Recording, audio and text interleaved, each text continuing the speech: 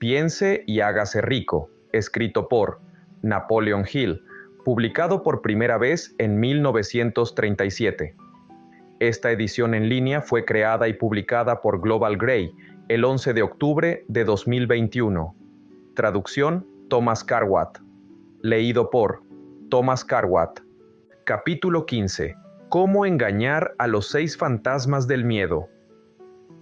Haz un inventario de ti mismo mientras lees este capítulo final y descubre cuántos de los fantasmas están interponiéndose en tu camino. Antes de que puedas poner en práctica cualquier parte de esta filosofía con éxito, tu mente debe estar preparada para recibirla. La preparación no es difícil. Comienza con el estudio, el análisis y la comprensión de 3 enemigos que tendrás que eliminar. Estos son la indecisión, la duda y el miedo. El sexto sentido nunca funcionará mientras estos 3 negativos, o cualquiera de ellos, permanezcan en tu mente. Los miembros de este trío impío están estrechamente relacionados. Donde se encuentra uno, los otros 2 están cerca. La indecisión es la semilla del miedo. Recuerda esto mientras lees. La indecisión se cristaliza en la duda, los 2 se mezclan y se convierten en miedo. El proceso de mezcla a menudo es lento. Esta es una de las razones por las que estos 3 enemigos son tan peligrosos. Germinan y crecen sin que su presencia sea observada. El resto de este capítulo describe un fin que debe alcanzarse antes de que la filosofía, en su totalidad, pueda ponerse en práctica. También analiza una condición que recientemente ha reducido a enormes cantidades de personas a la pobreza, y declara una verdad que debe ser comprendida por todos los que acumulan riquezas, ya sea medida en términos de dinero o en un estado mental de mucho mayor valor que el dinero. El propósito de este capítulo es poner la atención sobre la causa y la cura de los 6 miedos básicos.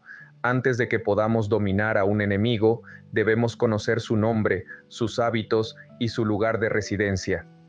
Mientras lees, analízate cuidadosamente y determina cuál, si es que alguno, de los 6 miedos comunes se ha adherido a ti. No te dejes engañar por los hábitos de estos sutiles enemigos.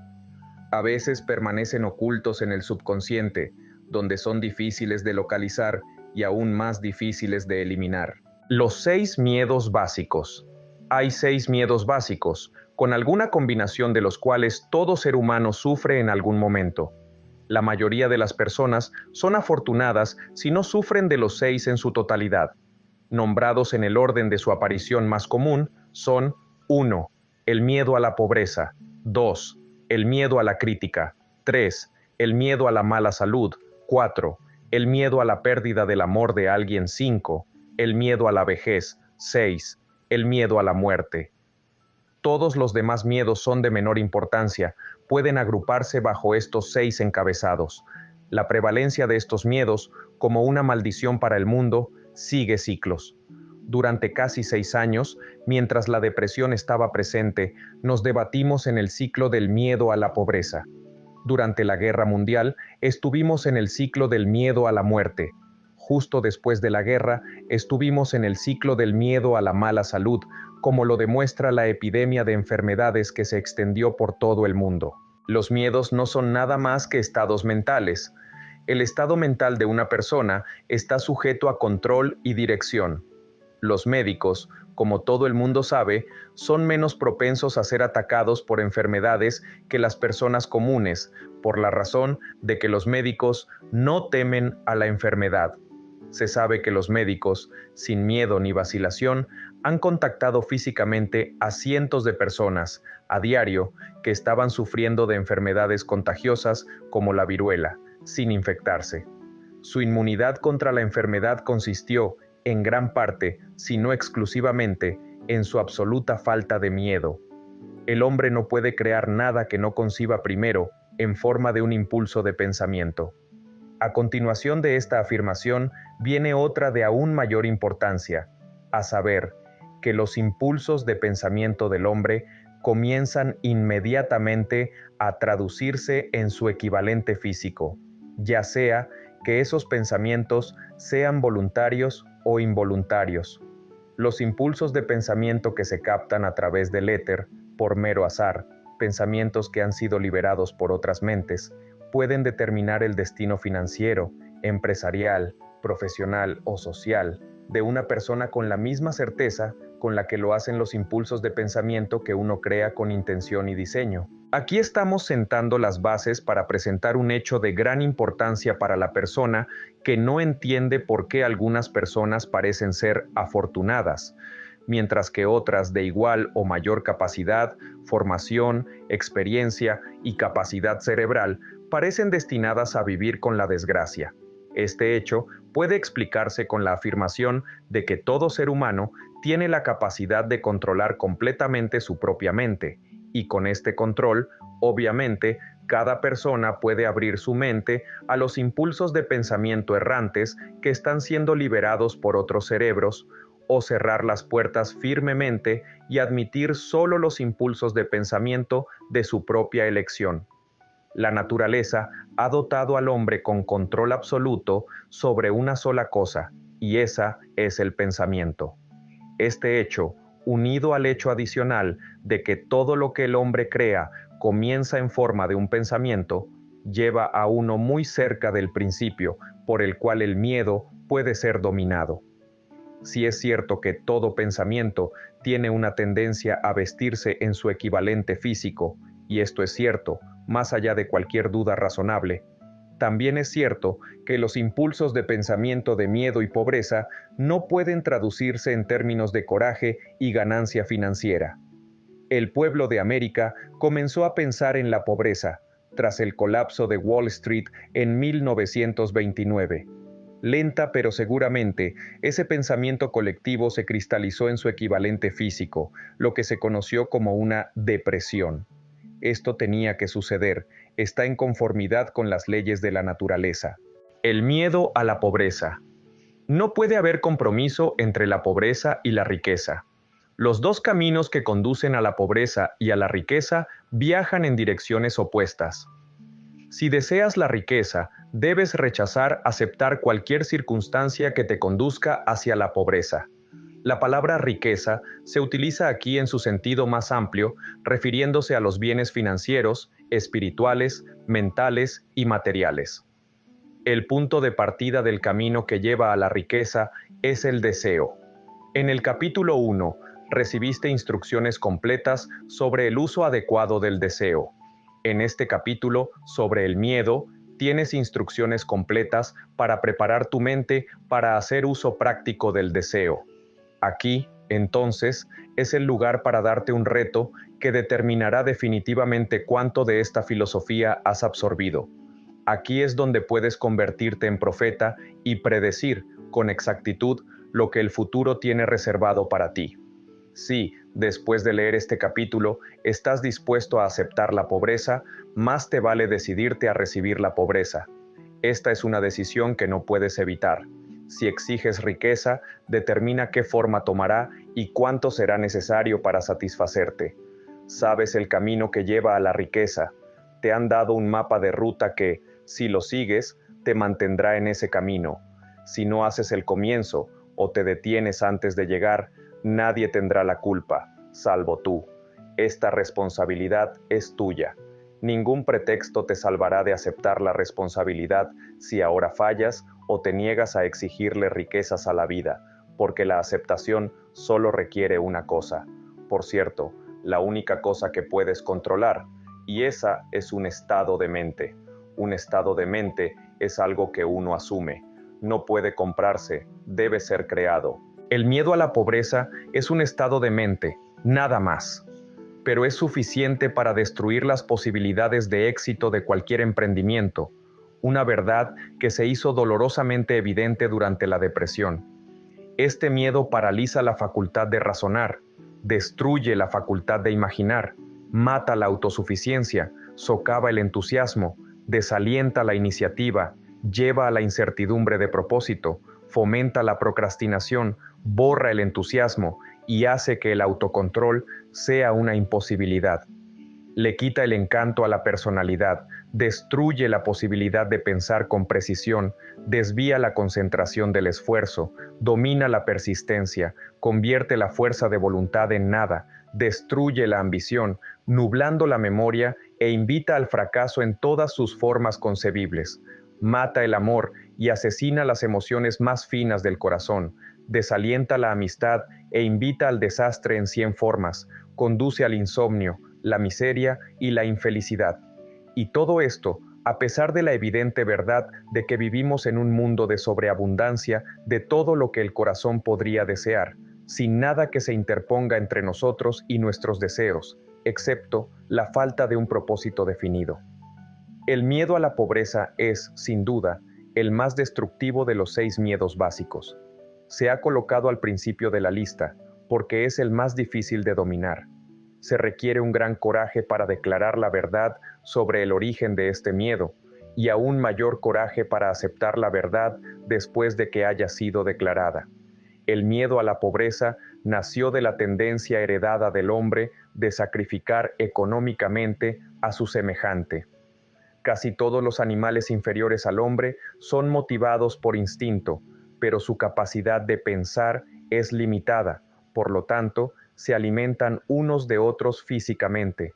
El hombre, con su sentido superior de intuición, con la capacidad de pensar y razonar, no come a su semejante físicamente, obtiene más satisfacción comiéndoselo financieramente. El hombre es tan avaro que se han aprobado todas las leyes concebibles para protegerlo de su semejante. De todas las épocas del mundo, de las cuales sabemos algo, la época en la que vivimos parece ser una destacada debido a la locura del dinero del hombre. Un hombre es considerado menos que el polvo de la tierra, a menos que pueda mostrar una cuenta bancaria grande, pero si tiene dinero, no importa cómo lo adquirió, es un rey o un gran personaje. Está por encima de la ley, manda en la política, domina en los negocios y todo el mundo a su alrededor se inclina en respeto cuando pasa. Nada trae tanto sufrimiento y humildad al hombre como la pobreza. Solo aquellos que han experimentado la pobreza entienden el verdadero significado de esto. No es de extrañar que el hombre tema la pobreza. A través de una larga línea de experiencias heredadas, el hombre ha aprendido, con certeza, que algunos hombres no pueden ser confiables cuando se trata de dinero y posesiones terrenales. Esta es una acusación bastante dolorosa, siendo lo peor de todo que es cierto. La mayoría de los matrimonios están motivados por la riqueza que posee uno o ambos de los contrayentes. No es de extrañar, por lo tanto, que los tribunales de divorcio estén ocupados. Tan ansioso está el hombre de poseer riqueza que la adquirirá de cualquier manera que pueda, por métodos legales si es posible, por otros métodos si es necesario o conveniente. El autoanálisis puede revelar debilidades que uno no quiere reconocer. Esta forma de examen es esencial para todos aquellos que exigen más de la vida que la mediocridad y la pobreza. Recuerda, mientras te revisas punto por punto, que eres tanto el tribunal como el jurado, el fiscal y el abogado defensor, y que también eres el demandante y el acusado, además de estar siendo juzgado. Enfréntate a los hechos de manera directa. Hazte preguntas definidas y exige respuestas directas. Cuando termine el examen, sabrás más sobre ti mismo. Si no sientes que puedes ser un juez imparcial en este autoexamen, pide a alguien que te conozca bien que sirva como juez, mientras tú te interrogarás a ti mismo. Estás buscando la verdad. Consíguela, no importa a qué costo, incluso aunque te avergüence temporalmente. La mayoría de las personas, si se les preguntara qué es lo que más temen, responderían: no temo a nada.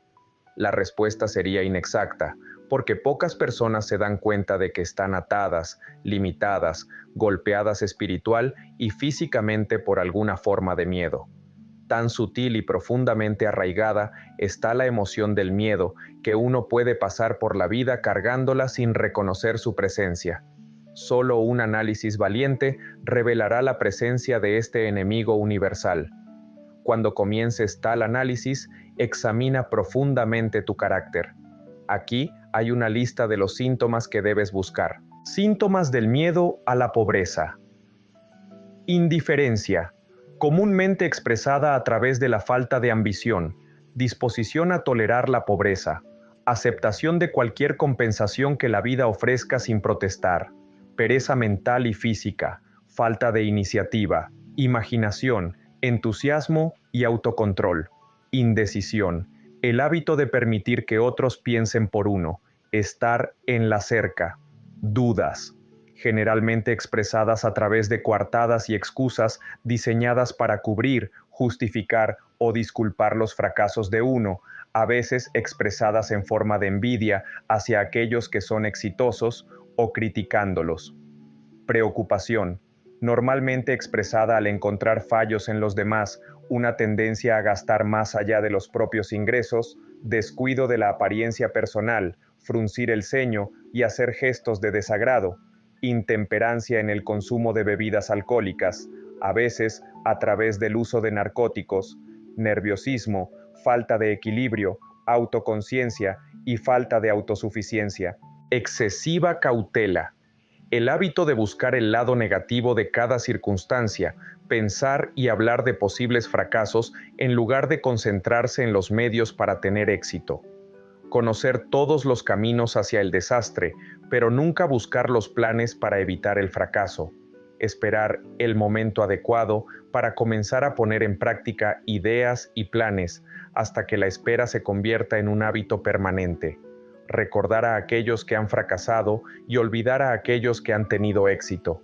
Ver el agujero en la dona, pero pasar por alto la dona. Pesimismo, lo que lleva a indigestión, mala eliminación, autointoxicación, mal aliento y mal carácter. Procrastinación. El hábito de posponer hasta mañana lo que debería haberse hecho el año pasado. Pasar el tiempo suficiente creando coartadas y excusas como para haber hecho el trabajo. Este síntoma está estrechamente relacionado con la excesiva cautela, la duda y la preocupación.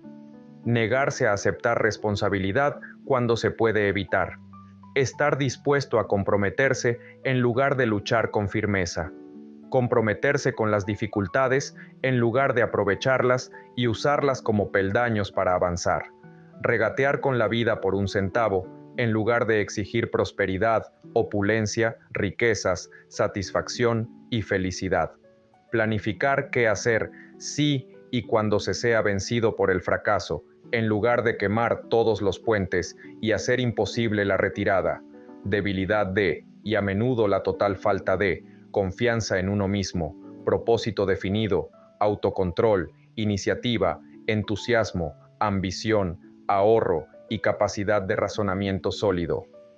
Esperar la pobreza en lugar de exigir riqueza. Asociarse con aquellos que aceptan la pobreza en lugar de buscar la compañía de aquellos que exigen y reciben riquezas. El dinero habla. Algunos preguntarán, ¿por qué escribiste un libro sobre el dinero? ¿Por qué medir la riqueza solo en dólares?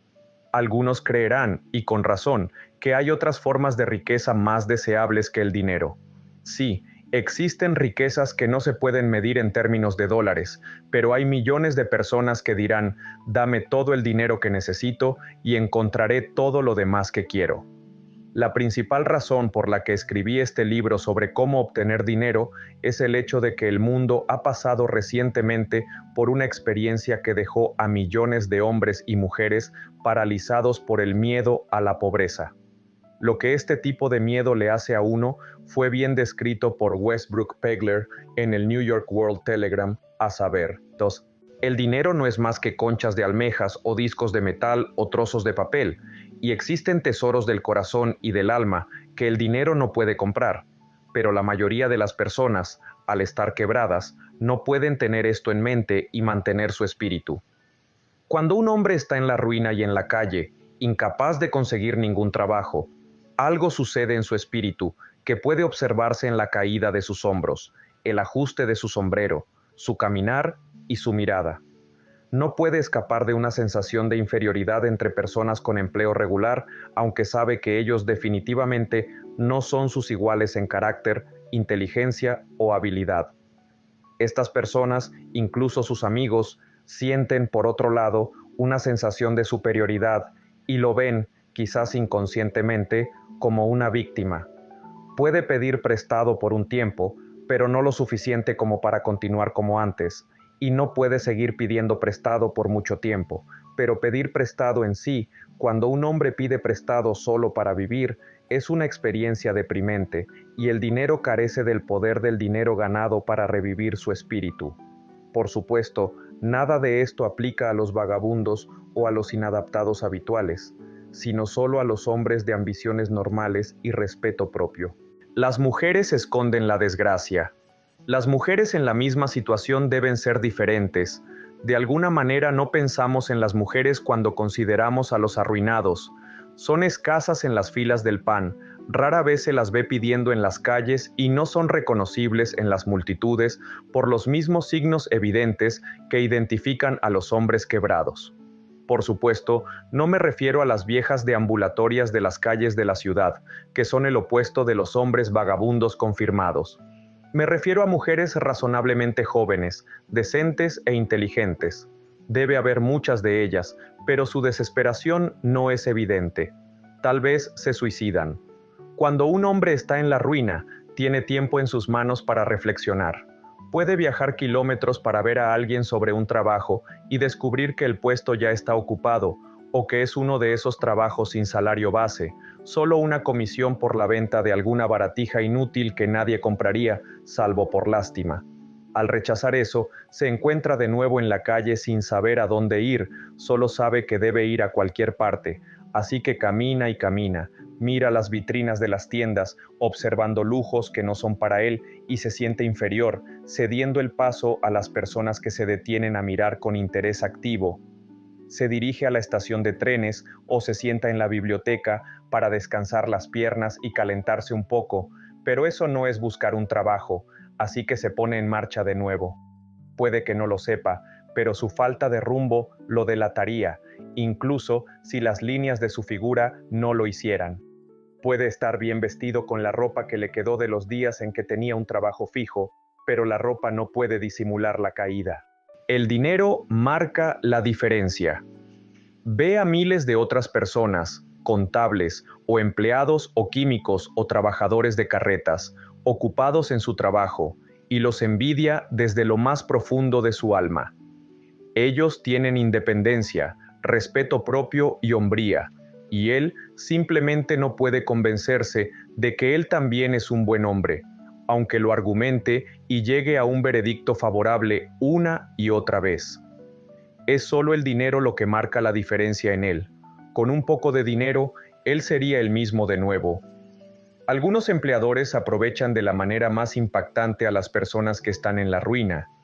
Las agencias publican pequeñas tarjetas de colores ofreciendo sueldos miserables a los hombres quebrados, $12 a la semana, $15 a la semana.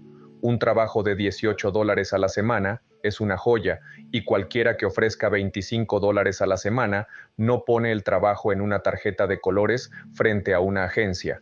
Tengo un anuncio clasificado de un periódico local pidiendo un empleado, un buen calígrafo, para tomar pedidos telefónicos para una tienda de sándwiches de 11 a.m. a 2 p.m. por $8 al mes, no $8 a la semana, sino $8 al mes. El anuncio también dice, indicar religión. ¿Puedes imaginarte la brutal descaradez de alguien que exige un buen calígrafo por 11 centavos la hora e indaga sobre la religión de la víctima? Pero eso es lo que se ofrece a los arruinados. El miedo a la crítica. ¿Cómo el hombre adquirió originalmente este miedo? Nadie puede decirlo con certeza, pero una cosa es segura, lo tiene en una forma altamente desarrollada. Algunos creen que este miedo apareció cuando la política se convirtió en una profesión. Otros creen que se puede rastrear hasta la época en que las mujeres comenzaron a preocuparse por los estilos en la ropa. Este autor, que no es ni humorista ni profeta, tiende a atribuir el miedo básico a la crítica a esa parte de la naturaleza heredada del hombre que lo impulsa no solo a quitarle los bienes y mercancías a su prójimo, sino a justificar su acción mediante la crítica del carácter de su prójimo. Es un hecho bien conocido que un ladrón criticará al hombre de quien roba, que los políticos buscan el cargo, no mostrando sus propias virtudes y calificaciones, sino intentando empañar a sus oponentes. El miedo a la crítica adopta muchas formas, la mayoría de las cuales son triviales y superficiales. Los hombres calvos, por ejemplo, son calvos no por otra razón que por su miedo a la crítica. Las cabezas se vuelven calvas debido a las bandas ajustadas de los sombreros que cortan la circulación desde las raíces del cabello. Los hombres usan sombreros no porque realmente los necesiten, sino principalmente porque todo el mundo lo hace. El individuo sigue la corriente y hace lo mismo, por si acaso algún otro individuo lo critica. Las mujeres rara vez tienen cabezas calvas o incluso cabello delgado, porque usan sombreros que se ajustan flojamente a sus cabezas, cuyo único propósito es la adorno. Pero no debe suponerse que las mujeres están libres del miedo a la crítica. Si alguna mujer afirma ser superior al hombre en cuanto a este miedo, pídele que camine por la calle usando un sombrero del estilo de 1890. Los astutos fabricantes de ropa no han tardado en capitalizar este miedo básico a la crítica, con el que toda la humanidad ha sido maldita. Cada temporada cambian los estilos en muchos artículos de ropa. ¿Quién establece los estilos? Ciertamente no el comprador de ropa, sino el fabricante. ¿Por qué cambia tanto los estilos? La respuesta es obvia: los cambia para poder vender más ropa. Por la misma razón, los fabricantes de automóviles, con algunas excepciones raras y muy sensatas, cambian los estilos de los modelos cada temporada. Ningún hombre quiere conducir un automóvil que no sea del estilo más reciente, aunque el modelo anterior pueda ser el mejor coche. Hemos estado describiendo la forma en que las personas se comportan bajo la influencia del miedo a la crítica en relación con las cosas pequeñas y triviales de la vida. Ahora, examinemos el comportamiento humano cuando este miedo afecta a las personas en relación con los eventos más importantes de las relaciones humanas. Tomemos, por ejemplo, a casi cualquier persona que haya alcanzado la edad de madurez mental, de 35 a 40 años como promedio general, y si pudieras leer los pensamientos secretos de su mente, encontrarías una marcada incredulidad en la mayoría de las fábulas enseñadas por la mayoría de los dogmatistas y teólogos hace unas décadas. Sin embargo, no es común encontrar a alguien que tenga el valor de expresar abiertamente su creencia sobre este tema. La mayoría de las personas, si se les presiona lo suficiente, dirán una mentira antes que admitir que no creen en las historias asociadas con esa forma de religión que mantenía a la gente en cautiverio antes de la era del descubrimiento científico y la educación. ¿Por qué la persona promedio, incluso en esta época de ilustración, evita negar su creencia en las fábulas que fueron la base de la mayoría de las religiones hace unas décadas? La respuesta es: por miedo a la crítica. Los hombres y mujeres han sido quemados en la hoguera por atreverse a expresar su incredulidad en los fantasmas. No es de extrañar que hayamos heredado una conciencia que nos hace temer la crítica. Hubo un tiempo, y no hace tanto, cuando la crítica conllevaba severos castigos. Aún lo hace en algunos países. El miedo a la crítica le roba al hombre su iniciativa, destruye su poder de imaginación, limita su individualidad, le quita su autosuficiencia y le causa daño de 100 formas diferentes. Los padres a menudo hacen un daño irreparable a sus hijos criticándolos. La madre de uno de mis amigos de la infancia solía castigarlo con una vara casi a diario, siempre completando el trabajo con la frase: «Terminarás en el penal antes de los 20». Fue enviado a un reformatorio a los 17 años. La crítica es la única forma de servicio de la que todos tienen demasiado. Todos tienen un stock de ella que se reparte gratuitamente, se pida o no. A menudo, los parientes más cercanos son los peores culpables. Debería reconocerse como un crimen, de hecho, es un crimen de la peor naturaleza, que cualquier padre construya complejos de inferioridad en la mente de un niño mediante una crítica innecesaria. Los empleadores que comprenden la naturaleza humana obtienen lo mejor de los hombres, no mediante la crítica, sino mediante sugerencias constructivas. Los padres pueden lograr los mismos resultados con sus hijos. La crítica sembrará miedo en el corazón humano o resentimiento, pero no construirá amor o afecto. Síntomas del miedo a la crítica.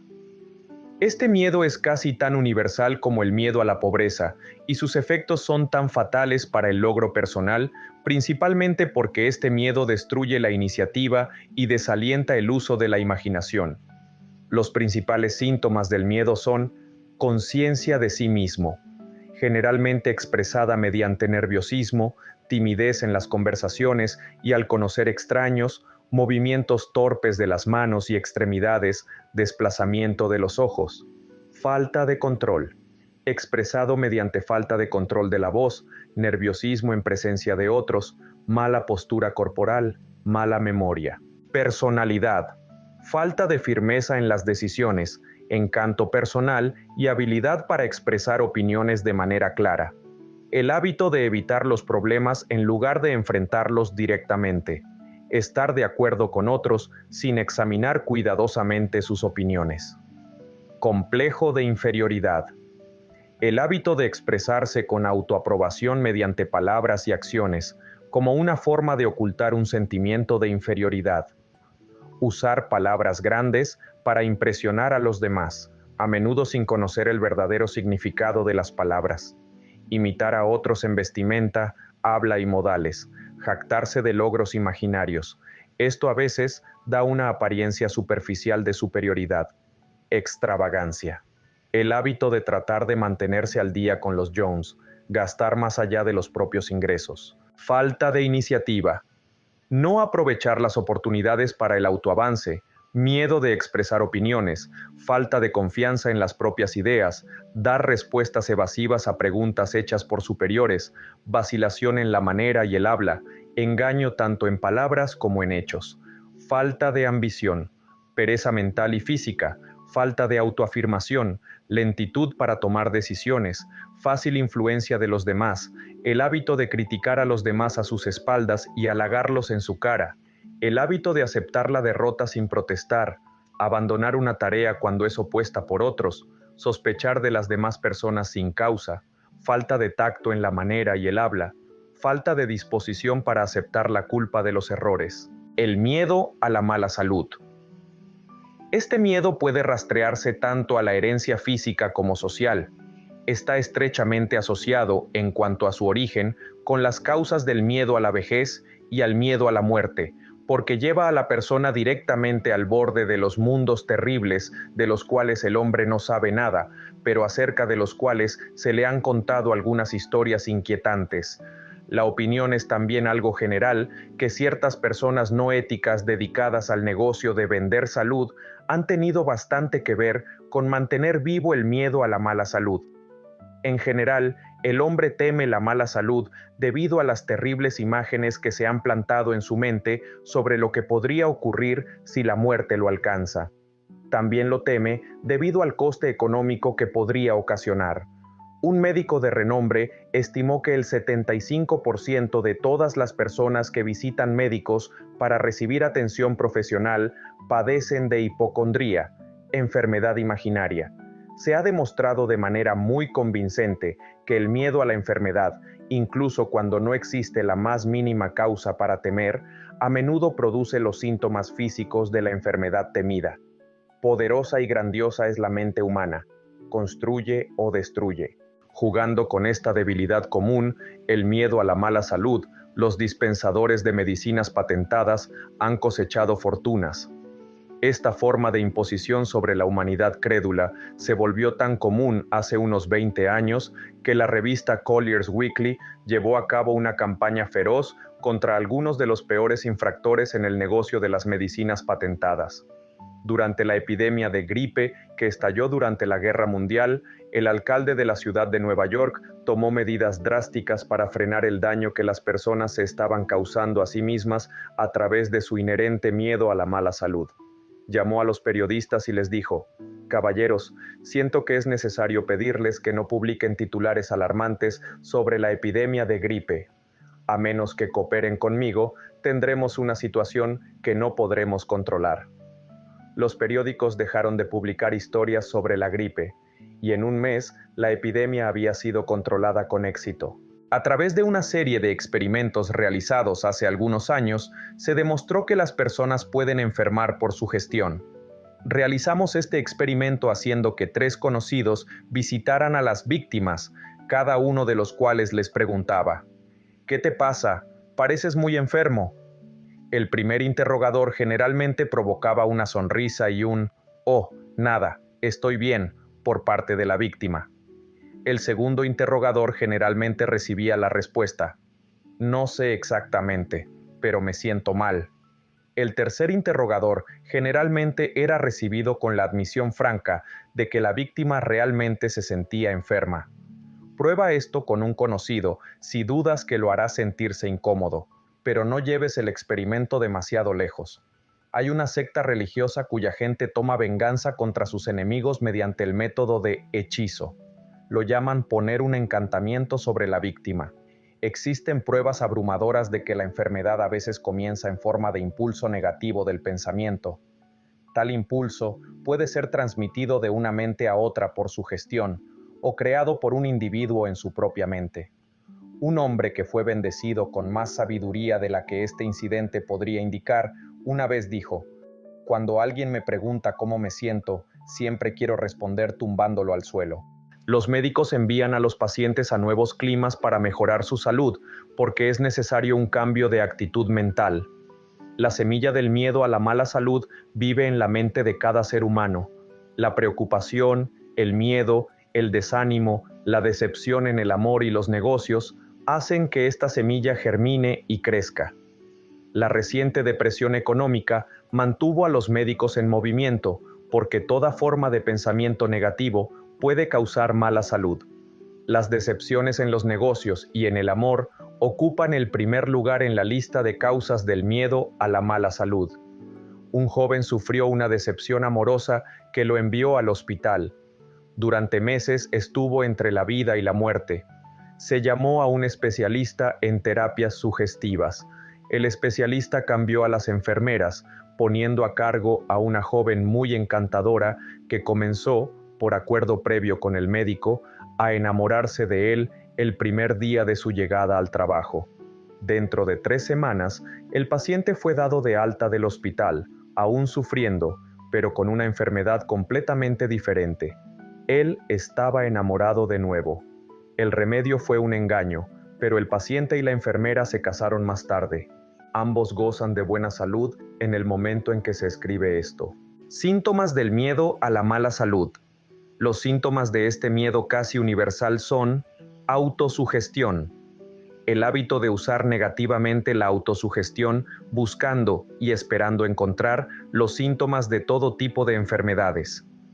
Disfrutar de enfermedades imaginarias y hablar de ellas como si fueran reales.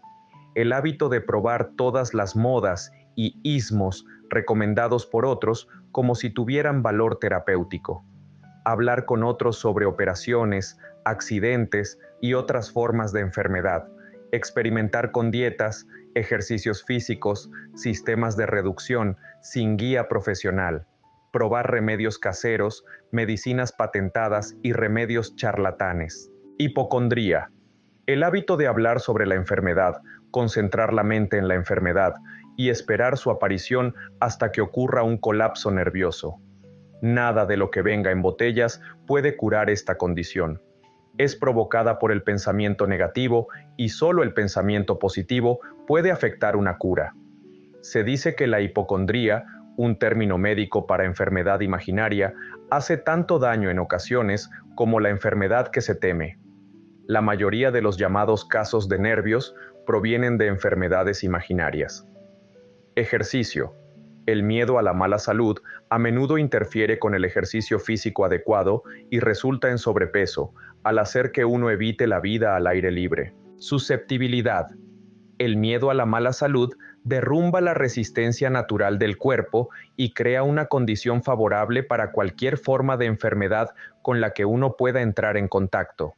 El miedo a la mala salud a menudo está relacionado con el miedo a la pobreza, especialmente en el caso del hipocondríaco, que constantemente se preocupa por la posibilidad de tener que pagar facturas médicas, facturas de hospital, etc. Este tipo de persona pasa mucho tiempo preparándose para la enfermedad, hablando de la muerte, ahorrando dinero para lotes de cementerio, gastos funerarios, etc. Mimos autoimpuestos. El hábito de hacer un llamado por simpatía, usando la enfermedad imaginaria como cebo. Las personas a menudo recurren a este truco para evitar el trabajo. El hábito de fingir enfermedad para cubrir una pereza evidente o para servir como una coartada por falta de ambición. Intemperancia. El hábito de usar alcohol o narcóticos para destruir dolores como dolores de cabeza, neuralgia, etc., en lugar de eliminar la causa. El hábito de leer sobre enfermedades y preocuparse por la posibilidad de ser afectado por ellas. El hábito de leer anuncios de medicinas patentadas. El miedo a la pérdida del amor. La fuente original de este miedo inherente necesita poca descripción, porque obviamente surgió del hábito polígamo del hombre de robar a la pareja de su semejante y de su costumbre de tomar libertades con ella siempre que podía. Los celos y otras formas similares de demencia precoz surgen del miedo heredado del hombre a la pérdida del amor de alguien. Este miedo es el más doloroso de todos los 6 miedos básicos. Probablemente causa más estragos en el cuerpo y la mente que cualquiera de los otros miedos básicos, ya que a menudo conduce a la locura permanente. El miedo a la pérdida del amor probablemente data de la edad de piedra, cuando los hombres robaban a las mujeres por la fuerza bruta. Siguen robando a las mujeres, pero su técnica ha cambiado. En lugar de la fuerza, ahora utilizan la persuasión, la promesa de ropa bonita, coches de motor y otros cebos mucho más efectivos que la fuerza física. Los hábitos del hombre son los mismos que en el amanecer de la civilización, pero los expresa de manera diferente. Un análisis cuidadoso ha demostrado que las mujeres son más susceptibles a este miedo que los hombres. Este hecho se explica fácilmente. Las mujeres han aprendido por experiencia que los hombres son polígamos por naturaleza, que no se les debe confiar en manos de rivales. Síntomas del miedo a la pérdida del amor. Los síntomas distintivos de este miedo son celos, el hábito de ser sospechoso de amigos y seres queridos sin ninguna evidencia razonable de motivos suficientes. Los celos son una forma de demencia precoz que a veces se vuelve violenta sin el más mínimo motivo. El hábito de acusar al esposo o esposa de infidelidad sin fundamentos. Sospecha general de todos, sin fe absoluta en nadie. Crítica. El hábito de encontrar defectos en amigos, familiares, socios comerciales y seres queridos por la más mínima provocación o sin motivo alguno. Juegos de azar. El hábito de jugar, robar, hacer trampas y tomar riesgos peligrosos para proporcionar dinero a los seres queridos, con la creencia de que el amor se puede comprar. El hábito de gastar más allá de los propios medios o incurrir en deudas para proporcionar regalos a los seres queridos, con el objetivo de hacer una buena impresión. Insomnio, nerviosismo, falta de persistencia, debilidad de voluntad, falta de autocontrol, falta de autoconfianza, mal humor. El miedo a la vejez. En general, este miedo surge de 2 fuentes. Primero, el pensamiento de que la vejez puede traer consigo la pobreza. En segundo lugar, y por lejos la fuente más común, de falsas y crueles enseñanzas del pasado que han sido demasiado bien mezcladas con fuego y azufre, y otros fantasmas astutamente diseñados para esclavizar al hombre a través del miedo. En el miedo básico a la vejez, el hombre tiene 2 razones muy sólidas para su aprensión. Una surge de su desconfianza hacia su semejante, quien puede apoderarse de cualquier bien material que posea, y la otra proviene de las terribles imágenes del más allá que le fueron plantadas en la mente a través de la herencia social, antes de que pudiera tomar posesión plena de su mente. La posibilidad de mala salud, que es más común a medida que las personas envejecen, también es una causa contribuyente de este miedo común a la vejez. El erotismo también entra en la causa del miedo a la vejez, ya que ningún hombre aprecia la idea de una disminución de la atracción sexual. La causa más común del miedo a la vejez está asociada con la posibilidad de la pobreza. Asilo de pobres no es una palabra agradable. produce escalofríos en la mente de cualquier persona que enfrente la posibilidad de tener que pasar sus años declinantes en una granja de pobres. Otra causa contribuyente del miedo a la vejez es la posibilidad de la pérdida de libertad e independencia, ya que la vejez puede traer consigo la pérdida de libertad tanto física como económica. Síntomas del miedo a la vejez. Los síntomas más comunes de este miedo son la tendencia a disminuir el ritmo y desarrollar un complejo de inferioridad en la edad de madurez mental, alrededor de los 40 años, creyendo erróneamente que uno se está desprendiendo por la edad. La verdad es que los años más útiles del hombre, mental y espiritualmente, son aquellos entre los 40 y los 60. El hábito de hablar de uno mismo de manera apologética, como siendo viejo, solo porque se ha llegado a los 40 o 50 años, en lugar de invertir la regla y expresar gratitud por haber alcanzado la edad de la sabiduría y comprensión. El hábito de eliminar la iniciativa, la imaginación y la autosuficiencia al creer erróneamente que uno es demasiado viejo para ejercer estas cualidades. El hábito de un hombre o una mujer de 40 años de vestirse con el fin de intentar parecer mucho más joven y afectar modismos de la juventud, inspirando así el ridículo tanto de amigos como de extraños. El miedo a la muerte. Para algunos, este es el más cruel de todos los miedos básicos. La razón es obvia. Los terribles dolores de miedo asociados con la idea de la muerte, en la mayoría de los casos, pueden ser directamente atribuidos al fanatismo religioso. Los llamados paganos temen menos a la muerte que los más civilizados. Durante cientos de millones de años, el hombre ha estado preguntando las preguntas aún no respondidas. ¿De dónde y a dónde? ¿De dónde vengo y a dónde voy? Durante las épocas oscuras del pasado, los más astutos y hábiles no tardaron en ofrecer la respuesta a estas preguntas a cambio de un precio. Testimonio de esto es la fuente principal del origen del miedo a la muerte. Entra en mi tienda, abraza mi fe, acepta mis dogmas, y te daré un billete que te admitirá directamente al cielo cuando mueras, grita un líder del sectarismo. Quédate fuera de mi tienda, dice el mismo líder, y que el diablo te lleve y te queme por toda la eternidad. La eternidad es un largo tiempo. El fuego es algo terrible. La idea del castigo eterno, con fuego, no solo causa que el hombre tema a la muerte, sino que a menudo le hace perder la razón, destruye el interés por la vida e imposibilita la felicidad. Durante mi investigación, revisé un libro titulado Un catálogo de los dioses, en el que se enumeraban los 30.000 dioses que el hombre ha adorado. Piénsalo, 30.000 de ellos representados por todo, desde un cangrejo hasta un hombre. No es de extrañar que los hombres se hayan asustado ante la llegada de la muerte. Aunque el líder religioso no pueda proporcionar un pasaje seguro al cielo, ni, por la falta de tal provisión, permitir que el desafortunado descienda al infierno, la posibilidad de lo segundo parece tan terrible que la sola idea de ello se apodera de la imaginación de tal manera que paraliza la razón y genera el miedo a la muerte.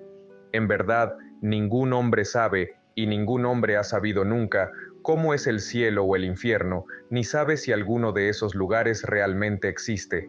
Esta misma falta de conocimiento positivo abre la puerta de la mente humana al charlatán para que entre y controle esa mente con su repertorio de prestidigitación y diversas marcas de fraude piadoso y engaño. El miedo a la muerte no es tan común ahora como lo fue durante la época en que no existían grandes universidades y colegios. Los hombres de ciencia han dirigido el foco de la verdad sobre el mundo, y esta verdad está liberando rápidamente a los hombres y mujeres de este terrible miedo a la muerte. Los jóvenes que asisten a los colegios y universidades no se impresionan fácilmente con fuego y azufre. Con la ayuda de la biología, la astronomía, la geología y otras ciencias relacionadas, los temores de la edad oscura que aferraban las mentes de los hombres y destruían su razón han sido disipados. Los manicomios están llenos de hombres y mujeres que se han vuelto locos debido al miedo a la muerte. Este miedo es inútil. La muerte llegará, sin importar lo que cualquiera pueda pensar al respecto. Acéptala como una necesidad y saca ese pensamiento de tu mente. Debe ser una necesidad, o no vendría para todos. Tal vez no sea tan mala como se ha retratado. El mundo entero está compuesto solo de dos cosas: energía y materia. En física elemental aprendemos que ni la materia ni la energía, las únicas dos realidades conocidas por el hombre, pueden ser creadas ni destruidas. Tanto la materia como la energía pueden ser transformadas, pero ninguna puede ser destruida. La vida es energía, si es que es algo. Si ni la energía ni la materia pueden ser destruidas, por supuesto, la vida no puede ser destruida. La vida, como otras formas de energía, puede pasar por diversos procesos de transición o cambio, pero no puede ser destruida. La muerte es solo transición. Si la muerte no es solo un cambio o transición, entonces no viene nada después de la muerte, excepto un largo, eterno y pacífico sueño, y el sueño no es nada de lo que temer. Así puedes eliminar para siempre el miedo a la muerte. Síntomas del miedo a la muerte. Los síntomas generales de este miedo son: el hábito de pensar en morir en lugar de aprovechar al máximo la vida, generalmente debido a la falta de propósito o a la falta de una ocupación adecuada. Este miedo es más prevalente entre los mayores, pero a veces los más jóvenes también son víctimas de él. El mayor remedio para el miedo a la muerte es un deseo ardiente de logro, respaldado por un servicio útil a los demás. Una persona ocupada rara vez tiene tiempo para pensar en morir. Encuentra la vida demasiado emocionante para preocuparse por la muerte. A veces, el miedo a la muerte está estrechamente relacionado con el miedo a la pobreza, donde la muerte de uno dejaría a los seres queridos empobrecidos. En otros casos, el miedo a la muerte es causado por una enfermedad y la consecuente ruptura de la resistencia física del cuerpo. Las causas más comunes del miedo a la muerte son mala salud, pobreza, falta de una ocupación adecuada, decepción por el amor, locura, fanatismo religioso. Preocupación en el hombre viejo. La preocupación es un estado de la mente basado en el miedo. Funciona lentamente, pero de manera persistente. Es insidiosa y sutil. Paso a paso se arraiga hasta que paraliza la facultad de razonamiento, destruye la autoconfianza y la iniciativa. La preocupación es una forma de miedo sostenido causado por la indecisión. Por lo tanto, es un estado mental que puede ser controlado.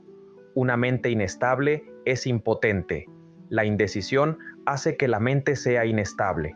La mayoría de las personas carecen de la voluntad de tomar decisiones rápidamente y de mantenerse firmes con ellas una vez que han sido tomadas, incluso en condiciones normales de negocios. Durante periodos de agitación económica, como la que el mundo experimentó recientemente, el individuo se ve discapacitado, no solo por su naturaleza inherente de ser lento en tomar decisiones, sino también por la indecisión de los demás a su alrededor que han creado un estado de indecisión masiva. Durante la depresión, toda la atmósfera, en todo el mundo, estaba llena de fearenza y worryitis, los dos gérmenes de enfermedades mentales que comenzaron a expandirse después de la locura de Wall Street en 1929. Solo hay un antídoto conocido para estos gérmenes: es el hábito de la decisión rápida y firme. Además, es un antídoto que cada individuo debe aplicar por sí mismo. No nos preocupamos por las condiciones una vez que hemos tomado la decisión de seguir una línea de acción definida. Una vez entrevisté a un hombre que iba a ser electrocutado 2 horas después. El hombre condenado era el más tranquilo de los 8 hombres que estaban en la celda de la muerte con él.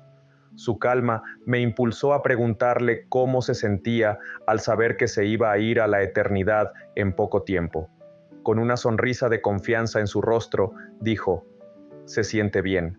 Solo piensa, hermano, mis problemas pronto terminarán. No he tenido más que problemas toda mi vida. Ha sido una carga conseguir comida y ropa. Pronto no necesitaré estas cosas. Me he sentido bien desde que aprendí con certeza que debo morir. Entonces, decidí aceptar mi destino con buen espíritu. Mientras hablaba, devoraba una cena de proporciones suficientes para 3 hombres, comiendo cada bocado de la comida que le traían y aparentemente disfrutándola tanto como si no le esperara ningún desastre. La decisión le dio a este hombre resignación a su destino. La decisión también puede evitar que uno acepte circunstancias no deseadas. Los 6 miedos básicos se traducen en un estado de preocupación a través de la indecisión. Libérate, para siempre, del miedo a la muerte, tomando la decisión de aceptar la muerte como un evento ineludible. Vence el miedo a la pobreza, tomando la decisión de llevar adelante la riqueza que puedas acumular sin preocupación. Pon el pie sobre el cuello del miedo a la crítica, tomando la decisión de no preocuparte por lo que otras personas piensen, hagan o digan.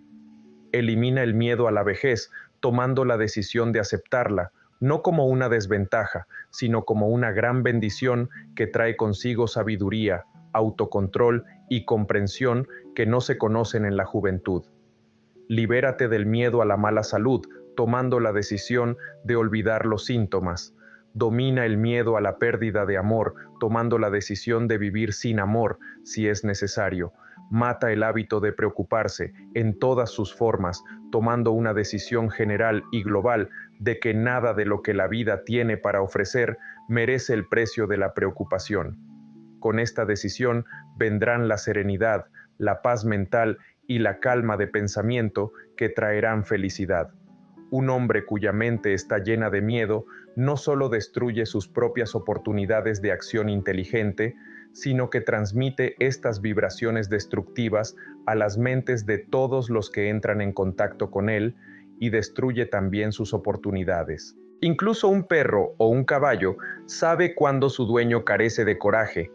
Además, un perro o un caballo recogerá las vibraciones de miedo que emite su dueño y se comportará en consecuencia. Más abajo en la línea de inteligencia en el reino animal se encuentra esta misma capacidad para captar las vibraciones del miedo.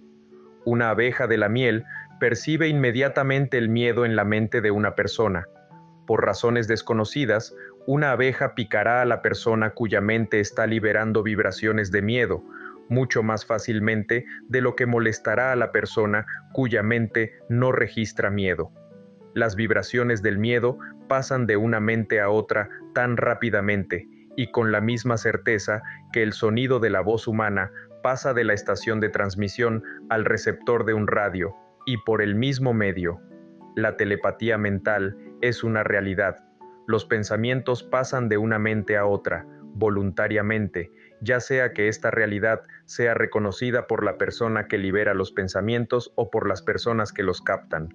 La persona que expresa con palabras pensamientos negativos o destructivos tiene prácticamente la certeza de experimentar los resultados de esas palabras en forma de un retroceso destructivo. La liberación de impulsos destructivos de pensamiento, sola, sin la ayuda de palabras, también produce un retroceso de varias maneras. Primero, y quizás lo más importante de recordar, la persona que libera pensamientos destructivos debe sufrir daños a través de la ruptura de la facultad de la imaginación creativa. En segundo lugar, la presencia en la mente de cualquier emoción destructiva desarrolla una personalidad negativa que repele a las personas y a menudo las convierte en antagonistas. La tercera fuente de daño para la persona que alberga o libera pensamientos negativos radica en este hecho significativo. Estos impulsos de pensamiento no solo son dañinos para los demás, sino que se imprimen en la mente subconsciente de la persona que los libera, y allí se convierten en parte de su carácter. Nunca se termina con un pensamiento solo por liberarlo. Cuando un pensamiento es liberado, se extiende en todas las direcciones, a través del medio del éter, pero también se planta permanentemente en la mente subconsciente de la persona que lo libera. Tu propósito en la vida es, presumiblemente, lograr el éxito.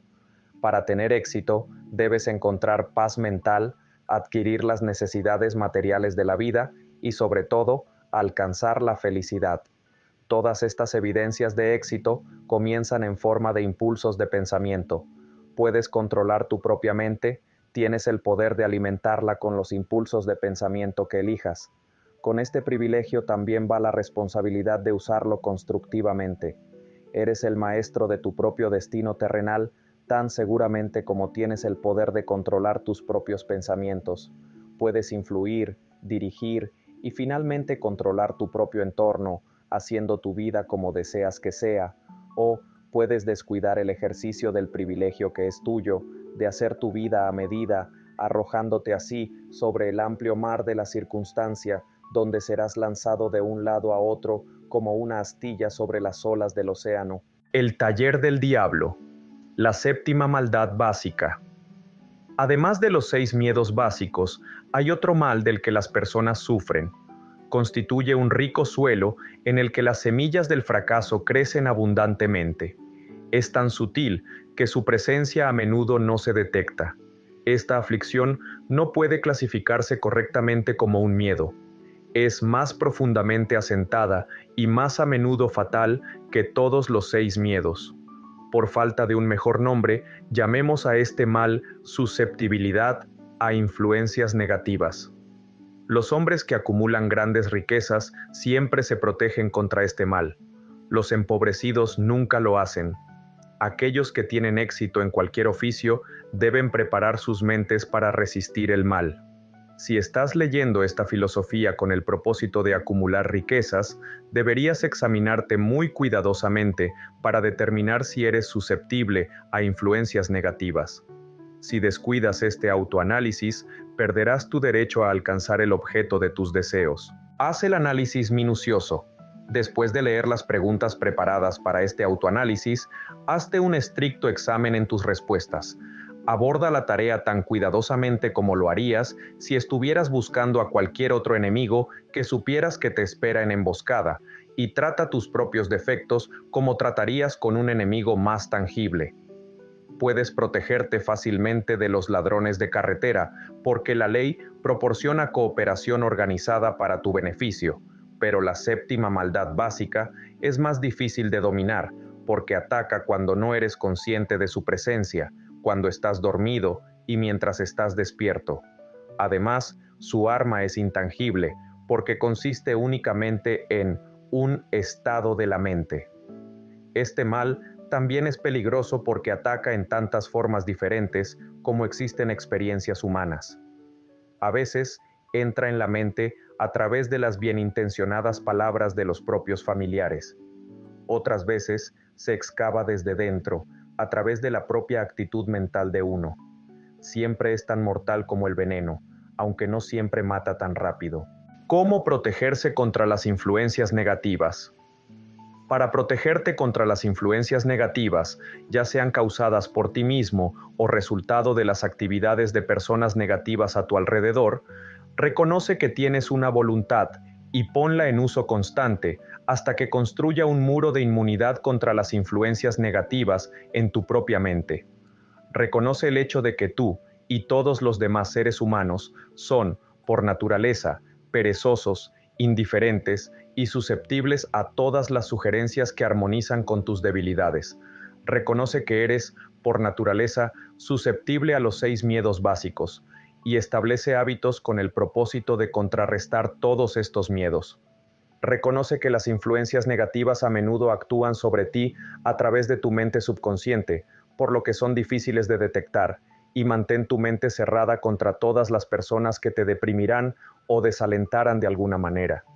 Limpia tu botiquín, tira todas las botellas de pastillas y deja de rendirte ante los resfriados, dolores, molestias y enfermedades imaginarias. Busca deliberadamente la compañía de personas que te influyan para pensar y actuar por ti mismo. No esperes problemas, ya que tienen la tendencia de no decepcionar.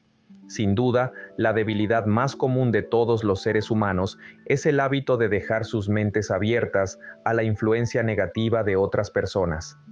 Esta debilidad es aún más perjudicial porque la mayoría de las personas no reconocen que están malditas por ella, y muchos que lo reconocen descuidan o se niegan a corregir el mal hasta que se convierte en una parte incontrolable de sus hábitos diarios.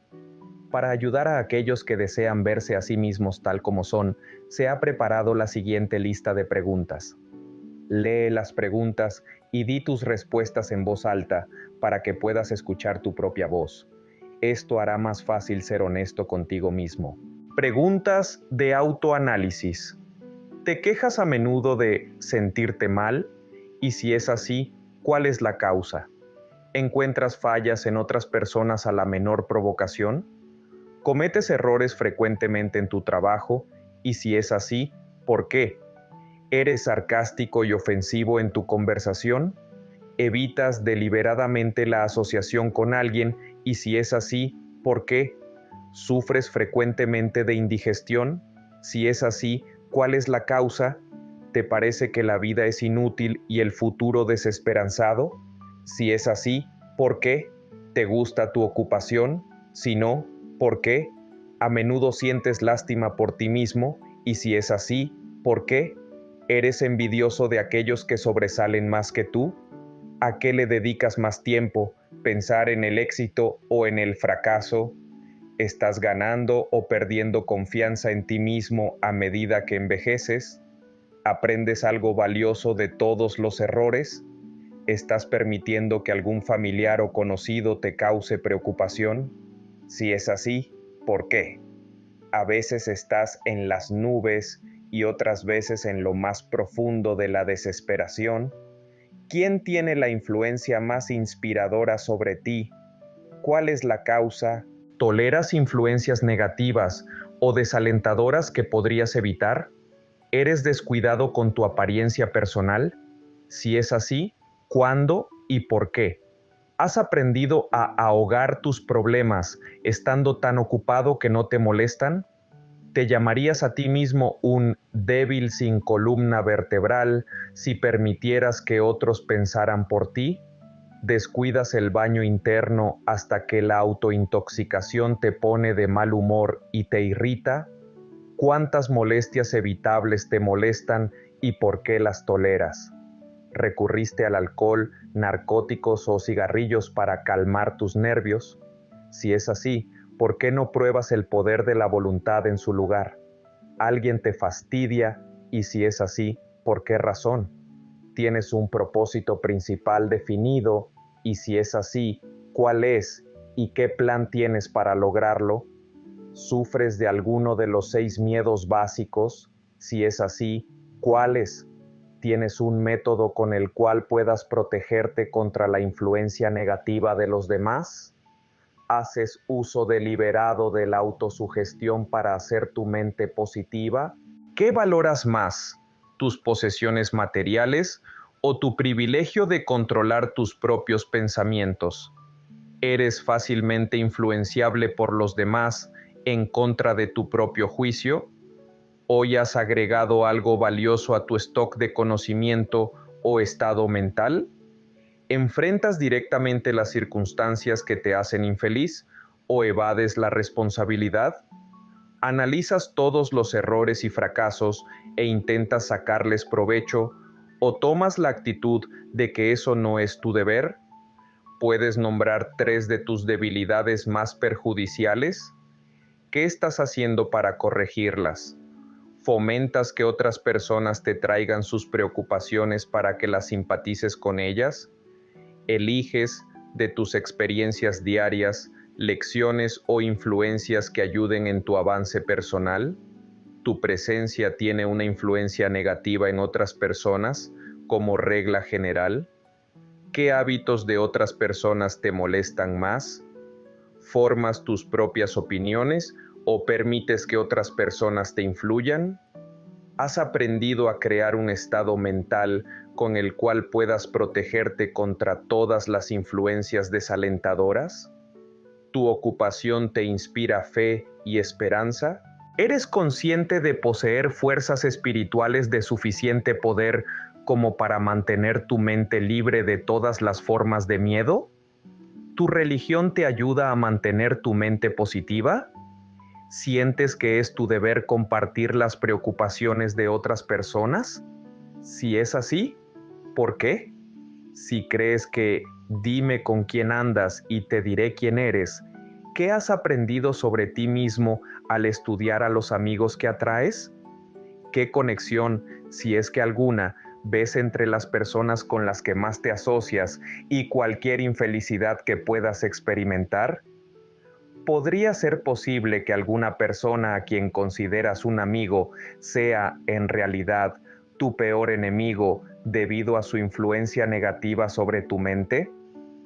¿Según qué reglas juzgas quién es útil y quién te hace daño? ¿Tus asociados íntimos son mentalmente superiores o inferiores a ti? ¿Cuánto tiempo de cada 24 horas dedicas a A. Tu ocupación, B. Dormir, C. Jugar y relajarte, D. Adquirir conocimiento útil, E. Simple desperdicio? ¿Quién entre tus conocidos A. Te anima más, B. Te advierte más, C. Te desanima más, D. Te ayuda más de otras maneras? ¿Cuál es tu mayor preocupación? ¿Por qué la toleras?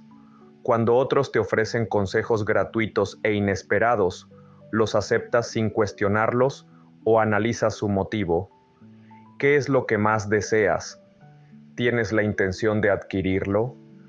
¿Estás dispuesto a subordinación todos los demás deseos por este? ¿Cuánto tiempo al día dedicas a conseguirlo? ¿Cambias de opinión con frecuencia? Si es así, ¿por qué? ¿Usualmente terminas todo lo que comienzas? ¿Eres fácilmente impresionado por los títulos profesionales, universitarios o la riqueza de otras personas? ¿Eres fácilmente influenciado por lo que otras personas piensan o dicen de ti? ¿Accedes a hacer favores a las personas por su estatus social o financiero? ¿A quién consideras la persona más grande que vive? ¿En qué aspecto esta persona es superior a ti? ¿Cuánto tiempo has dedicado a estudiar y responder estas preguntas? Es necesario al menos un día para el análisis y las respuestas a toda la lista. Si has respondido todas estas preguntas con sinceridad, sabes más sobre ti mismo que la mayoría de las personas. Estudia las preguntas detenidamente, vuelve a ellas una vez cada semana durante varios meses y te asombrarás de la cantidad de conocimiento adicional de gran valor para ti mismo que habrás ganado simplemente respondiendo a las preguntas con sinceridad. Si no estás seguro acerca de las respuestas a algunas de las preguntas, busca el consejo de quienes te conocen bien, especialmente aquellos que no tienen motivo para halagarte, y mírate a través de sus ojos. La experiencia será asombrosa. Tienes control absoluto sobre una sola cosa, y esa es tu mente. Este es el hecho más significativo e inspirador conocido por el hombre. Refleja la naturaleza divina del ser humano.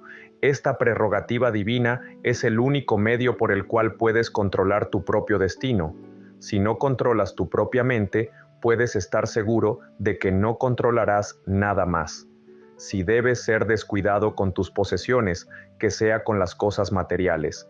Tu mente es tu patrimonio espiritual. Protégela y úsala con el cuidado que le corresponde a la realeza divina. Se te dio una voluntad para este propósito. Desafortunadamente, no existe protección legal contra aquellos que, ya sea por diseño o ignorancia, envenenan las mentes de los demás mediante sugerencias negativas. Esta forma de destrucción debería ser castigada con severas sanciones legales, porque puede, y a menudo, destruye las oportunidades de una persona para adquirir cosas materiales que están protegidas por la ley. Los hombres con mentes negativas intentaron convencer a Thomas A. Edison de que no podía construir una máquina que grabara y reprodujera la voz humana, porque, dijeron, nadie más había producido una máquina como esa. Edison no les creyó. Sabía que la mente podía producir cualquier cosa que la mente pudiera concebir y creer, y ese conocimiento fue lo que levantó al gran Edison por encima de la multitud común. Los hombres con mentes negativas le dijeron a F. W. Woolworth que se arruinaría intentando dirigir una tienda con ventas de 5 y 10 centavos. Él no les creyó. Sabía que podía hacer cualquier cosa, dentro de lo razonable, si respaldaba sus planes con fe. Ejerció su derecho de mantener fuera de su mente las sugerencias negativas de otros hombres, y acumuló una fortuna de más de 100 millones de dólares. Los hombres con mentes negativas le dijeron a George Washington que no podía esperar ganar contra las fuerzas infinitamente superiores de los británicos, pero él ejerció su derecho divino a creer, por lo que este libro fue publicado bajo la protección de las estrellas y las barras, mientras que el nombre de Lord Cornwallis ha quedado casi completamente olvidado. Los Tomases dudosos se burlaron con desprecio cuando Henry Ford probó su primer automóvil construido rudimentariamente en las calles de Detroit. Algunos dijeron que nunca sería práctico. Otros dijeron que nadie pagaría dinero por tal artilugio. Ford dijo: circundaré la tierra con automóviles confiables. Y lo hizo. Su decisión de confiar en su propio juicio ya le ha hecho acumular una fortuna mucho mayor que la que las siguientes 5 generaciones de sus descendientes podrán derrochar. Para beneficio de aquellos que buscan grandes riquezas, recordemos que prácticamente la única diferencia entre Henry Ford y la mayoría de los más de 100,000 hombres que trabajan para él es esta: Ford tiene una mente y la controlar. Los otros tienen mentes que no intentan controlar. Henry Ford ha sido mencionado repetidamente porque es un ejemplo asombroso de lo que un hombre con mente propia y voluntad para controlarla puede lograr. Su historial destruye la base de esa excusa tan vieja: nunca tuve una oportunidad. Ford tampoco tuvo una oportunidad, pero creó una oportunidad y la respaldó con persistencia hasta que lo hizo más rico que Creso. El control de la mente es el resultado de la autodisciplina y el hábito. O controlas tu mente o ella te controla a ti. No hay un compromiso a medias. El método más práctico de todos para controlar la mente es el hábito de mantenerla ocupada con un propósito definido, respaldado por un plan definido. Estudia el historial de cualquier hombre que logre un éxito notable y observarás que él tiene control sobre su propia mente, además que ejerce ese control y lo dirige hacia el logro de objetivos definidos. Sin este control, el éxito no es posible. 57 famosas excusas por el viejo sí. Las personas que no tienen éxito tienen un rasgo distintivo en común. Conocen todas las razones para el fracaso y tienen lo que creen que son excusas a prueba de fallos para justificar su falta de logros. Algunas de estas excusas son astutas y algunas pocas se justifican con los hechos. Pero las excusas no sirven para ganar dinero. El mundo solo quiere saber una cosa: ¿has alcanzado el éxito? Un analista de caracteres compiló una lista de las excusas más comúnmente utilizadas. Mientras lees la lista, examina cuidadosamente a ti mismo y determina cuántas de estas excusas, si es que alguna, son propias tuyas. Recuerda también que la filosofía presentada en este libro hace obsoletas todas y cada una de estas excusas. Si no tuviera esposa e hijos, si tuviera suficiente influencia, si tuviera dinero, si tuviera una buena educación, si pudiera conseguir un trabajo, si tuviera buena salud, si solo tuviera tiempo, si los tiempos fueran mejores, si otras personas me entendieran, si las condiciones a mi alrededor fueran diferentes, si pudiera vivir mi vida otra vez, si no temiera lo que ellos dirían, si me hubieran dado una oportunidad, si ahora tuviera una oportunidad, si otras personas no se me pusieran en contra, si nada me detuviera, si fuera solo más joven, si pudiera hacer solo lo que quiero, si hubiera nacido rico, si pudiera conocer a las personas adecuadas, si tuviera el talento que algunas personas tienen, si me atreviera a afirmarme, si solo hubiera aprovechado las oportunidades pasadas, si las personas no me pusieran de los nervios, si no tuviera que hacer la casa y cuidar de los niños, si pudiera ahorrar algo de dinero, si el jefe solo me apreciara, si solo tuviera a alguien que me ayudara, si mi familia me entendiera, si viviera en una gran ciudad, si solo pudiera empezar, si fuera solo libre, si tuviera la personalidad de algunas personas, si no fuera tan gordo, Si mis talentos fueran conocidos, si solo pudiera obtener una oportunidad, si solo pudiera salir de deudas, si no hubiera fracasado, si solo supiera cómo, si todos no se opusieran a mí, si no tuviera tantas preocupaciones, si pudiera casarme con la persona adecuada, si las personas no fueran tan tontas, si mi familia no fuera tan extravagante, si estuviera seguro de mí mismo, si la suerte no estuviera en mi contra, si no hubiera nacido bajo la estrella equivocada, si no fuera cierto que lo que ha de ser será, si no tuviera que trabajar tan duro, si no hubiera perdido mi dinero, si viviera en un barrio diferente, si no tuviera un pasado, si solo tuviera un negocio propio, si otras personas solo me escucharan, sí, y esta es la más grande de todas. Si tuviera el valor de verme tal como realmente soy, descubriría qué está mal conmigo, lo corregiría y entonces podría tener la oportunidad de beneficiarme de mis errores y aprender algo de la experiencia de los demás, porque sé que hay algo mal en mí, o ahora estaría donde habría estado si hubiera dedicado más tiempo a analizar mis debilidades y menos tiempo construyendo excusas para ocultarlas. Construir excusas para justificar el fracaso es una costumbre nacional. El hábito es tan viejo como la raza humana, y es fatal para el éxito. ¿Por qué la gente se aferra a sus excusas favoritas? La respuesta es obvia. Defienden sus excusas porque ellos las crean. La excusa de un hombre es el hijo de su propia imaginación. Es naturaleza humana defender la creación de la propia mente. Construir excusas es un hábito profundamente arraigado. Los hábitos son difíciles de romper, especialmente cuando proporcionan justificación para algo que hacemos. Platón tenía esta verdad en mente cuando dijo: la primera y mejor victoria es conquistar al propio ser. Ser conquistado por uno mismo es, de todas las cosas, lo más vergonzoso y vil. Otro filósofo tuvo el mismo pensamiento en mente cuando dijo: fue una gran sorpresa para mí cuando descubrí que la mayoría de la fealdad que veía en los demás no era más que un reflejo de mi propia naturaleza.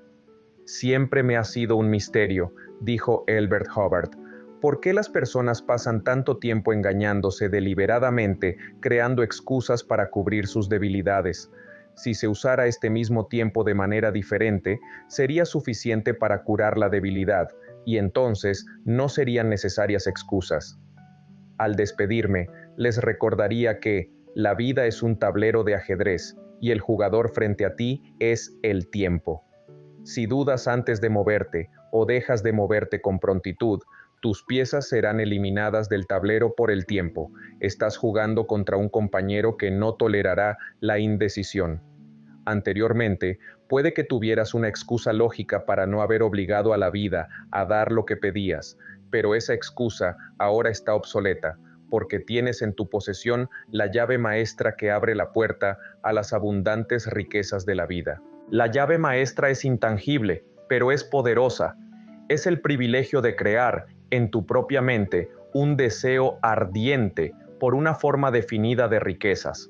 No hay penalización por el uso de la llave, pero hay un precio que debes pagar si no la usas. El precio es el fracaso. Hay una recompensa de proporciones asombrosas si pones la llave en uso. Es la satisfacción que llega a todos los que conquistan al ser y obligan a la vida a pagar lo que sea que se pida. La recompensa vale tu esfuerzo. ¿Harás el comienzo y te convencerás? Si estamos relacionados, dijo el inmortal Emerson, nos encontraremos. Para finalizar, puedo tomar prestado su pensamiento y decir, si estamos relacionados, ¿nos hemos encontrado a través de estas páginas? Este ejército permanente está a su servicio. Le traerá fama, fortuna, paz mental o lo que usted exija de la vida. En esta imagen ve usted el ejército más poderoso de la tierra. Observe el énfasis en la palabra poderoso. Este ejército está en posición de firmes, listo para hacer lo que le ordene cualquier persona que lo mande. Es su ejército si usted toma el control de él. Estos soldados están etiquetados, objetivo principal definido, hábito de ahorrar, confianza en sí mismo, imaginación, iniciativa, liderazgo, entusiasmo, autocontrol, hacer más de lo que se paga, personalidad agradable, pensamiento preciso, concentración, cooperación, fracaso, tolerancia, regla de oro, la mente maestra. Un estudio largo y exhaustivo de las vidas de 500 grandes hombres y mujeres estadounidenses, además de la aprobación real de líderes conocidos a nivel nacional, demuestra que estos son los principios básicos sobre los cuales se construye todo éxito verdadero y duradero. El poder proviene del esfuerzo organizado. Usted ve en esta imagen, en estos soldados, las fuerzas que intervienen en todo esfuerzo organizado. Domine estas 16 fuerzas o cualidades personales y podrá tener lo que quiera en la vida. Unas palabras de los editores. Y es porque vamos a ayudarle a dominar estas fuerzas que los editores de Piense y hágase rico quieren tener una pequeña charla con usted.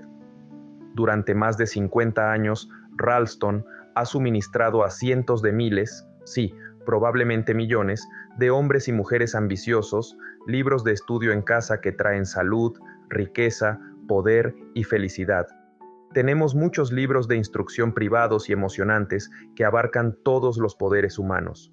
De vez en cuando le extendemos una invitación para leer estos cursos, pero por el momento, concentrémonos en el mensaje inspirador que Napoleon Hill, autor de Piense y hágase rico, tiene para usted.